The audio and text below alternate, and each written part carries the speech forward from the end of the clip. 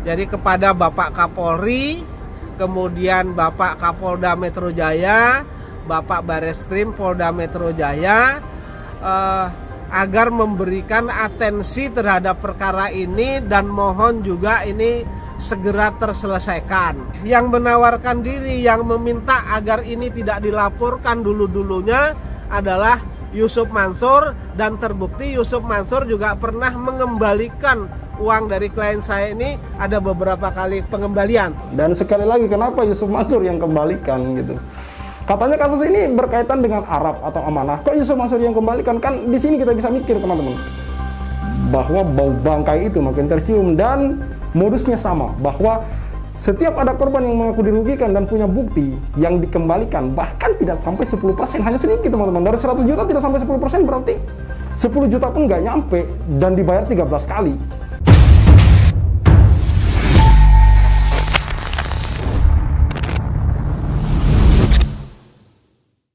Bismillahirrahmanirrahim. Assalamualaikum warahmatullahi wabarakatuh. Kembali lagi bersama saya Al Walid dari channel YouTube Thaibah TV.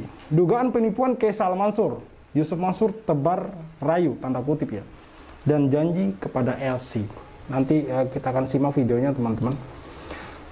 Di Thaibah TV itu ada penjelasan kurang lebih durasi 15 menit dari Pak Darso Arif mengenai dugaan kuat keterkaitan Yusuf Mansur dengan kasus investasi. Di sini saya akan katakan investasi bodong teman-teman, atau perumahan bodong, karena sudah jelas-jelas ini ada banyak kemudian korban yang mengaku sampai hari ini belum menerima unit rumah, walaupun mereka sudah memberikan sejumlah DP, dan jumlah DP yang diberikan ini variatif teman-teman, dari puluhan hingga ratusan juta teman-teman. Namun mirisnya, sekali lagi saya katakan, sampai hari ini satu unit rumah pun belum mereka miliki teman-teman. Di sana ada nama Arab atau Bapak Amanah yang ternyata tidak amanah, tidak sesuai dengan namanya, yang namanya amanah tapi orangnya tidak amanah teman-teman. Ya, di sini selalu disebut atau sering sekali disebut nama Arab atau Bapak Amanah, yang mana Bapak Amanah ini sangat erat kaitannya dengan Yusuf Mansur. Di video-video kami yang lalu, kami banyak mengupload cuplikan video Yusuf Mansur sedang bersama dengan Arab ini atau amanah ini, entah itu yang dia naik motor atau lagi bercerita dalam sebuah video. Dan beberapa orang yang diwawancarai oleh Pak Darso Arif itu mengatakan atau menceritakan dalam cerita tersebut, dalam cerita lika-liku investasi yang diduga kuat penipuan ini, perumahan Kaisal Mansur ini, sering menyebut nama Yusuf Mansur teman-teman. Dan ada juga narasumber yang mengatakan bahwa Arab ini atau amanah ini adalah orang yang sering merenovasi atau mengerjakan sesuatu di rumah Yusuf Mansur, entah itu yang membuat kolam atau apapun itu gitu teman-teman. Intinya ada keterkaitan antara Arab dan amanah ini, dan makin kesini makin tercium bau bangkai itu teman-teman, bahwa Yusuf Mansur diduga kuat memang adalah dalang atau otak di balik penipuan dari perumahan Kaisal Mansur ini teman-teman. Karena yang sering saya katakan adalah ada orang punya masalah dengan wan prestasi seperti misalkan batu bara dan yang lain-lain, namun ujuk-ujuk ingin menyelesaikan masalah orang lain gitu, tiba-tiba muncul dan ingin men-take over masalah perumahan Kaisal Mansur. Kan keanehannya di sini teman-teman. Dari sini saja sebenarnya sudah bisa kita logika bahwa ada urusan apa dia dengan Kaisal Mansur gitu. Kok tiba-tiba muncul lalu kemudian ingin men-take over Kaisal Mansur, padahal dia tahu bahwa itu lagi bermasalah teman-teman. Nah, kemudian timbul pertanyaan, apakah mungkin memang Yusuf Mansur ini adalah orang di balik Kaisal Mansur, dan amanah atau Arab ini hanyalah orang lapangan atau orang suruhan teman-teman. Mari kita simak wawancara Pak Darso Arif dan Pak Zaini Mustafa beserta para korban perumahan Kaisal Mansur yang sekarang lagi menjalani proses BAP teman-teman. Assalamualaikum warahmatullahi wabarakatuh. Hari Senin tanggal 6 Mei 2024, Pak Zaini Mustafa dan Pak Sudaryanto di sana dengan klien-kliennya kami di halaman Polda Metro Jaya ya Pak ya. Ya. Nah, ada Mas Wahyu, Bu Elsa dan Bu Jubaidah. Nanti Pak Zaini akan kabarkan kepada kita tentang agenda hari ini. Silakan Pak Zaini. Baik, jadi hari ini itu kami dapat panggilan ya.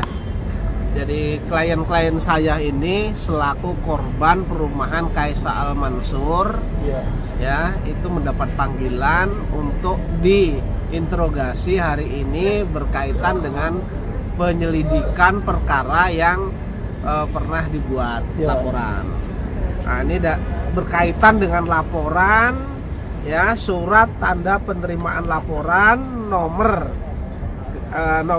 _2 kemudian STTLP _B _75 _06 _ Romawi _2023 _SPKAT Polda Metro Jaya. Jadi berkaitan dengan laporan berkaitan dengan penipuan, ya, penipuan yang dialami oleh sebenarnya yang melaporkan ini ada 23, cuman BAP-nya itu tidak mungkin BAP sekaligus 23, jadi per BAP itu 3 orang. Di sini ada korbannya namanya Bu Siti Jubaidah, kemudian Bu Else, kemudian Mas Wahyu.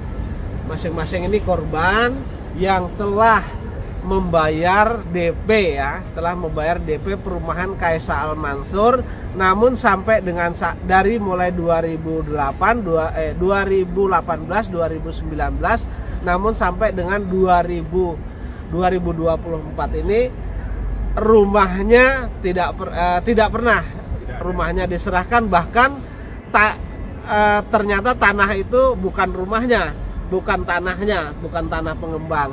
Sehingga karena ada penipuan ini, hari ini tuh dimintain keterangan bagaimana kronologis kejadian dan lain sebagainya begitu. Jadi kalau Mas Wahyu berapa juta Mas ya? Total 110 juta Pak. 110 juta. Ya, 110 yang juta. Sudah dipulangkan Yusuf Mansur? Kurang lebih sekitar berapa ya? Udah 13 kali sih Pak. Ukur apa besarannya kurang begitu detail, harus lihat dokumennya dulu. Iya. Masih sedikit sih Pak, Sedikit, berapa ya. 10% nggak ada. Nggak ada. Nggak sampai ya? Nggak sampai. Kalau Nggak sampai 10 Bu juta. Elsa berapa? Bu Elsa berapa? Ya, lucu, dan ini modusnya sama teman-teman. Dan sekali lagi, kenapa Yusuf Mansur yang kembalikan gitu? Katanya kasus ini berkaitan dengan Arab atau amanah. Kok Yusuf Mansur yang kembalikan? Kan di sini kita bisa mikir teman-teman, bahwa bau bangkai itu makin tercium dan modusnya sama, bahwa setiap ada korban yang mengaku dirugikan dan punya bukti yang dikembalikan, bahkan tidak sampai 10%, hanya sedikit teman-teman. Dari 100 juta tidak sampai 10%, berarti 10 juta pun nggak nyampe dan dibayar 13 kali. Ini seolah-olah kalau bisa kita katakan, ini sangat diduga kuat terjadi upaya untuk mengulur-ngulur waktu teman-teman. Dibayar sedikit, bahkan bersyukur ketika orang korban itu kemungkinan besar bersyukur kalau orang itu meninggal gitu. Karena teman-teman sampai hari ini sudah ada beberapa korban yang sampai meninggal dunia, itu dikatakan langsung oleh Pak Zaini Mustafa, dan saya mendengar itu teman-teman. Di wawancara kami kemarin, kami sempat mewawancarai Pak Zaini Mustafa terkait uang kodima teman-teman. Pak Zaini Mustafa mengatakan, kalaupun uang kami tidak balik, minimal ini menghambat orang ini untuk kemudian melakukan sepak terjangnya di kemudian hari, dan minimal orang-orang yang kemudian korban-korban yang sudah meninggal ini tahu bahwa upaya ini masih diperjuangkan teman-teman. Ini sangat mengerikan teman-teman. Ada orang-orang seperti ini yang menggunakan kedok agama untuk kepentingan perutnya sendiri. Bagaimana tidak? Modusnya sama teman-teman. Dia bayar sedikit demi sedikit. Dari 100 juta, 10 juta pun belum nyampe dikembalikan uang itu. Dan itu 13 kali bayar. Teman-teman bisa bayangkan, kurang dari 10 juta 13 kali bayar. Berarti per bulannya atau per sekali bayarnya itu tidak sampai 1 juta teman-teman. Ada apa ini? Ini kenapa seperti ini? Orang ini jahat betul teman-teman. Baik, kita lanjutkan. Juta bos. DP 280 Pak. 280 juta. Yang sudah dipulangkan? 36 juta. Sebanyak banget ya. Masih Beda? Sebanyak. Aku DP 50 juta. 50 juta. Yang sudah dipulangkan? Sekitar 9 juta. 9 juta. Pak Jenny, klien.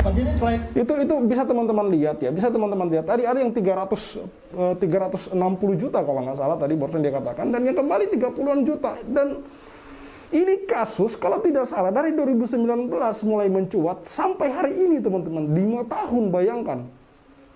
5 tahun dan dari sekian juta, 300 apa 280 juta tadi.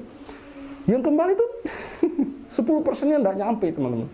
10%-nya tidak nyampe. Ini miris dan ini sama, modusnya sama. Paitren, kasus Paitren, Hotel City, Umroh Merdeka, semua dibalikan sedikit demi sedikit. Bahkan kalau viral baru dikembalikan teman-teman. Ini yang mengerikan dan miris. Ini seolah-olah sudah terstruktur dan terencana sejak awal bahwa ini memang penipuan sejak awal, teman-teman. Sangat diduga kuat ini penipuan sejak awal. Dan untuk kasus perumahan Kaisal Mansur ini makin ke sini, nama Yusuf Mansur makin tercium, teman-teman. Mari kita lanjutkan. Yang kalian Pak Jin dalam pemeriksaan tadi ada sebut nama Yusuf Mansur. Jadi begini, berkaitan dengan pembelian rumah ini, awalnya adalah memang belinya itu kepada Haji Amanah atau CP-nya Kaisal Mansur, ya kan? Begitu DP-nya masing-masing DP sudah disetor, sebenarnya ada sekitar 75-an. Secara keseluruhan yang tertipu ini ada 75-an. Cuman yang memberikan kuasa ke saya kan hanya 23 orang, ya. Setelah DP disetor, ternyata rumahnya tidak ada, bahkan tanah yang ditunjukkan, termasuk yang ditunjukkan ke Bu Else, kemudian Bu Siti Jubaidah, ke Mas Wahyu ini, ternyata tanahnya bukan tanah dia, tapi tanah orang lain. Yang waktu kemarin kami ke sana, ternyata nggak ada kaitannya tidak ada kaitannya sama Haji Amanah. Ini tanah yang dulunya menjadi jaminan bank, lalu dibeli oleh bosnya, sekarang ditungguin gitu.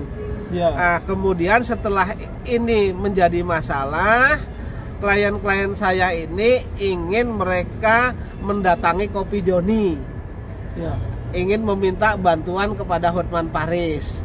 Namun hal itu mungkin didengar lalu dikumpulkan orang-orang ini, sebagian tapi ya hanya perwakilannya saja dikumpulkan oleh Yusuf Mansur. Udah nggak usah dibuat ribut-ribut, tidak usah nanti sayang yang akan take over, sayang yang akan mengganti. Dan Yusuf Mansur sendiri sesuai dengan BAP, kemudian keterangan, kemudian catatan yang diberikan kepada penyidik tadi, Yusuf Mansur itu membuat jadwal pengembalian uang itu 12 bulan akan dibayar lunas. Ternyata sampai bertahun-tahun juga tidak ada realisasinya, hanya dibayar sebagian kecil saja. Mungkin ya sekitar 5% sampai 5%-an lah mungkin yang dikembalikan. Pola ini kan sama dengan batu bara. Pola ini sama dengan batu bara juga. Jadi intinya ketika sudah menjadi masalah dan akan diperkarakan baik pidana maupun perdata, Yusuf Mansur di sana datang, lalu mereka ingin sudah nggak usah ribut, saya kembalikan. Ternyata di proses batu bara juga begitu, ada angsuran sedikit lama-lama hilang. Terus kemudian di Kaisal Mansur ini juga begitu. Sama polanya, Pak ya? Sama polanya. Terus kemudian berkaitan perkara yang saya pegang, karyawan Paitren itu sudah diakui memang mereka kurang bayar, baik itu gaji, kemudian THR, kemudian pesangon. Setelah ada kesepakatan hanya dibayar 1 kali saja. Itu polanya seperti itu begitu. Jadi memang sudah semacam gayanya Yusuf Mansur kalau gitu Pak Jeni ya. Kalau kita lihat pola dan caranya adalah pola-pola Yusuf Mansur. Mas Wahyu udah punya rumah sekarang, Mas? Alhamdulillah sudah, Pak. Tapi pakai apa? Jasa apa? Langsung cash? KPR, Pak. KPR Bank ya. Di mana rumahnya sekarang? Di daerah Ujung Gede Bogor ya. Bu Asa udah punya rumah, Bu? Ya, alhamdulillah, Pak. KPR Pak juga. KPR juga. Kalau Bu Joy dah udah di sekarang subsidi. Oh, di perumahan subsidi ya. Nanti semua udah punya rumah.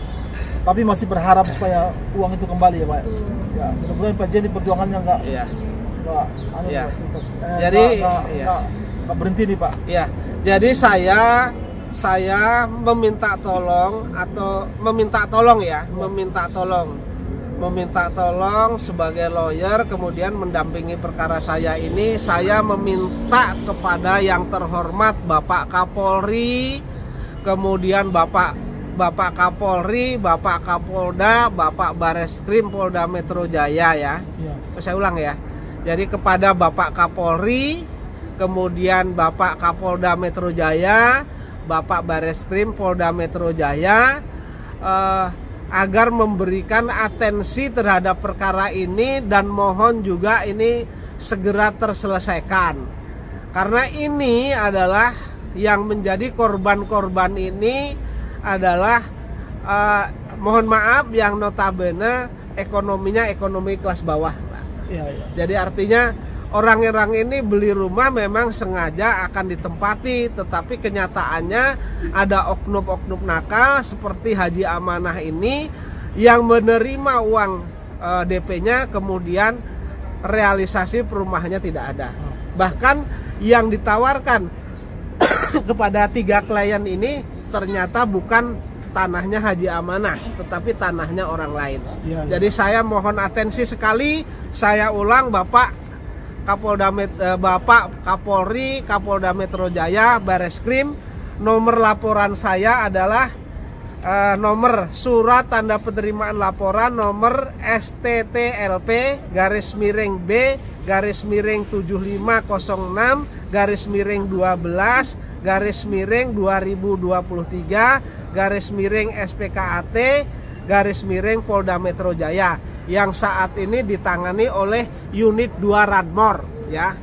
Saya minta keikhlasan Bapak selaku pengemban jabatan kepolisian untuk membantu klien saya ini dan ada atensi dalam perkara ini karena ini berkaitan dengan hajat hidup orang kecil, Pak.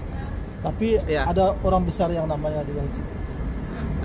Berkaitan dengan ini kemudian yang menawarkan diri, yang meminta agar ini tidak dilaporkan dulu-dulunya adalah Yusuf Mansur, dan terbukti Yusuf Mansur juga pernah mengembalikan uang dari klien saya ini, ada beberapa kali pengembalian, tapi jumlahnya hanya sedikit.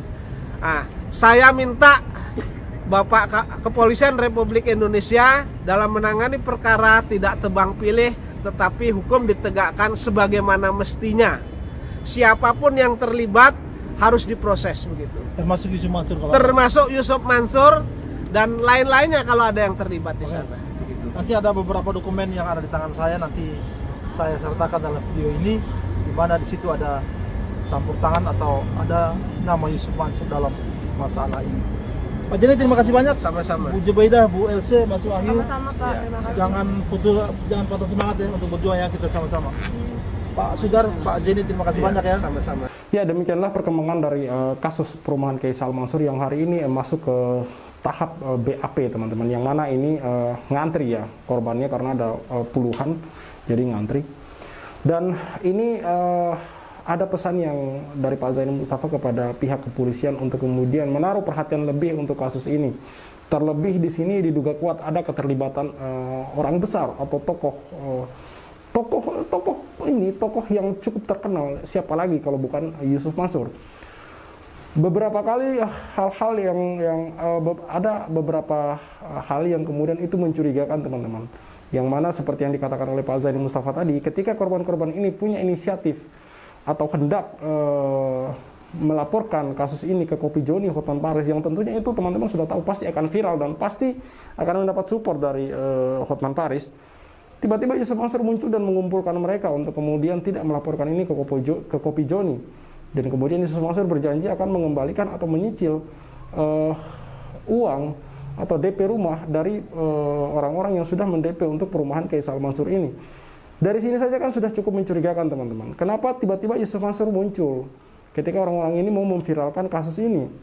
Dan yang kedua, sudah ada bukti bahwa Yusuf Mansur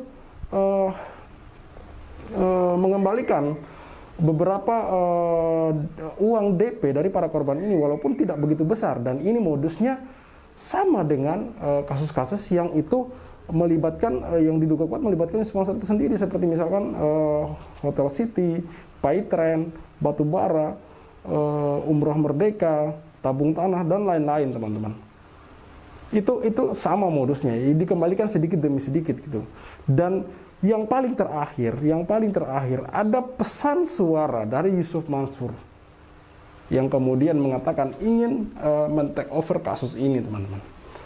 Itu sangat nyata sekali, teman-teman. Artinya sangat diduga kuat makin kesini bahwa bau bangkai itu makin tercium dengan jelas bahwa di sini ada keterlibatan Yusuf Mansur. Cukup sekian dari saya, Syed Al-Walid. See you on the next videos.